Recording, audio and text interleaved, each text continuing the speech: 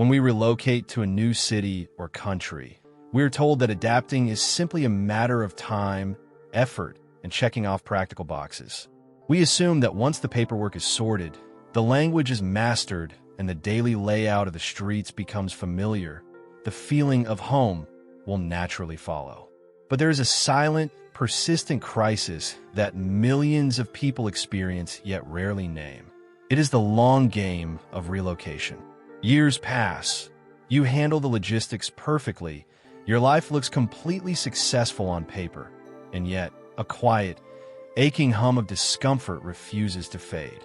It is the persistent feeling of being spiritually absent while being physically present, as if you are standing in a space that stubbornly refuses to become yours. We are not talking about ordinary, surface-level concepts like initial culture shock or temporary adaptation issues. Those phases pass within months. We are talking about a deeper, long-term erosion, when you have spent years in a location, but your nervous system still cannot truly synchronize with it, find peace, or fully integrate. When this happens, we tend to misdiagnose it as a personal flaw or a psychological failure. But environmental psychology and architectural phenomenology reveal a much more freeing truth. The problem isn't your adaptability. The problem is a fundamental mismatch with the Genius Loci, the unique, centuries-old atmospheric code of the place. Every territory possesses its own rigid frequency, a specific rhythm born from its architecture, climate, and collective history that either supports your unique internal temperament or violently grinds against it. Living inside that grind for years is what carves out that quiet, gaping hole in the heart. Today, we're going to break down why Genius Loci is not a poetic metaphor, but a physical, structural reality.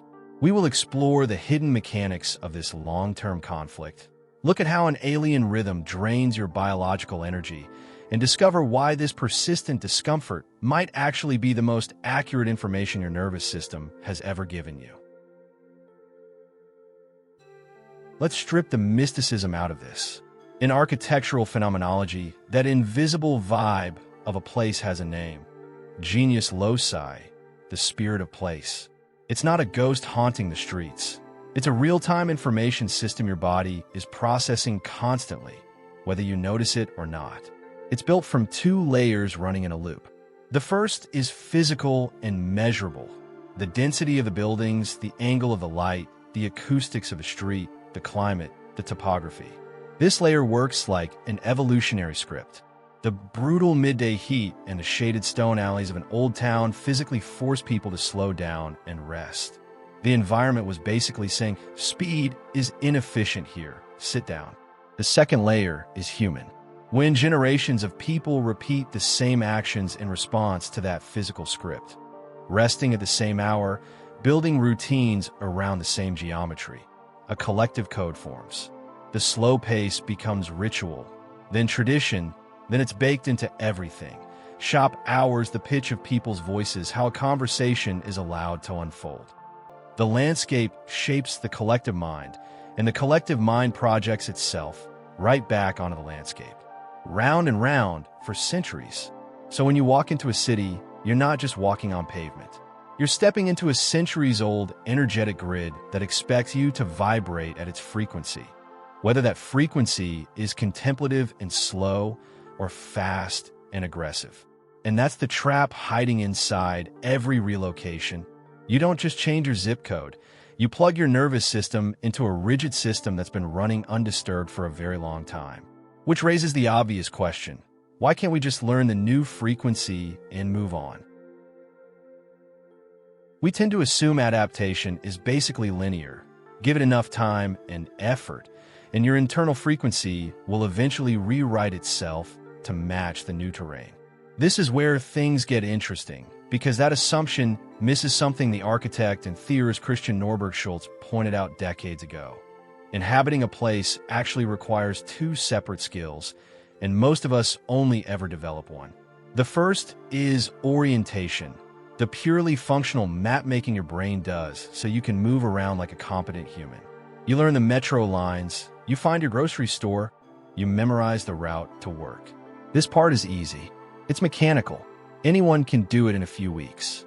The second is identification, actually seeing your own identity reflected back at you in the character of a place. And this one doesn't come from effort or time.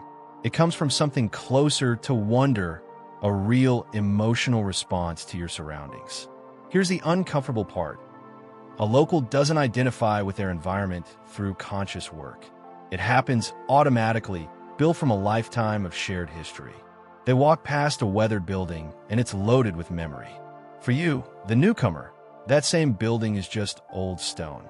A historic corner, a local ritual, a plaque on a wall, dead information with nothing behind it. So you end up in a strange kind of limbo, spiritually absent while physically present. You can navigate the city perfectly and still feel nothing when you do. That's not a failure of effort. Orientation was never going to get you to identification. They're different systems entirely. And when identification never arrives, you're left with that quiet, hollow feeling, like the environment simply refuses to feed anything back into you. Now here's a twist that changes the whole conversation. Sometimes the block isn't you at all. Sometimes there's genuinely nothing to identify with, because the place has been engineered that way. The geographer Edward Ralph gave this a name, placelessness. It describes what happens when globalization and post-war modernist planning starts stamping out environments that ignore local climate, history, and topography entirely.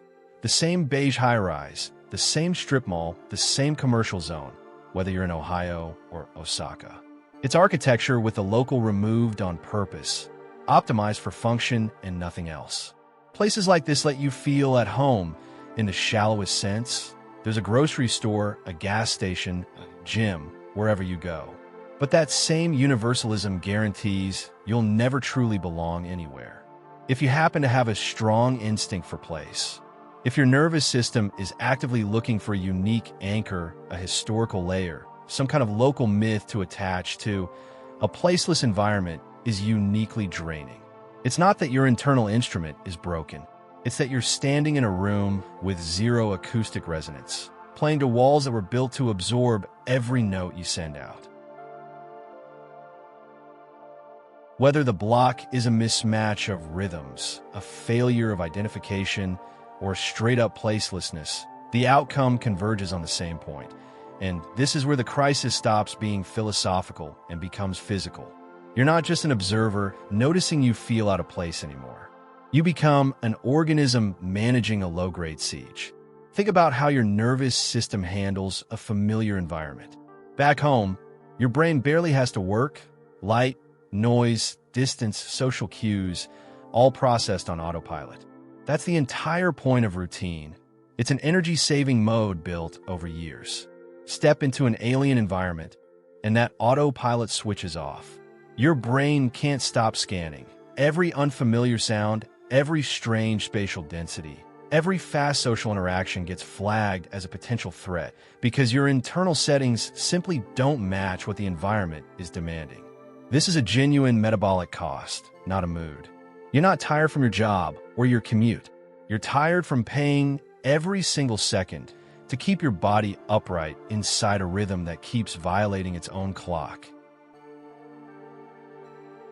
The years you spent feeling out of sync, waking up with that quiet, aching hum of not quite belonging, those weren't years of failure. There were years of accurate perception. Your nervous system was reading the environment correctly the entire time. It detected the mismatch between your internal frequency and the place, flagged it as a real conflict, and spent every day since paying the metabolic cost of that gap. That's not a weakness. That's an instrument doing precisely what it was built to do. What Norbert Schultz understood, what Ralph understood, what architectural phenomenology has been quietly saying for decades, is that identification is not a skill you can improve. It either arises from genuine resonance between a self and a place, or it doesn't. And when it doesn't, the absence is not a personal indictment. It's just information. The same sensitivity that made you suffer in a mismatched environment is the exact same sensitivity that would flourish in a resonant one. It is not a flaw to be corrected. It is a tuning fork that requires a very specific pitch.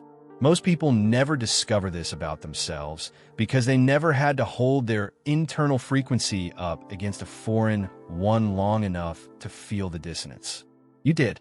Whatever the cost of that, it gave you something genuinely rare, a precise, lived knowledge of what your nervous system actually needs. The Genius Loci was never your enemy. It was just honest.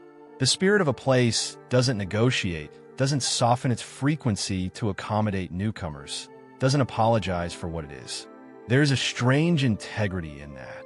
And the same integrity, the refusal to go numb, the insistence on accurate perception, is exactly what kept your discomfort alive long enough for you to finally understand what it was saying. You're not someone who failed to adapt. You are someone who finally learned to read, and that changes everything about what comes next.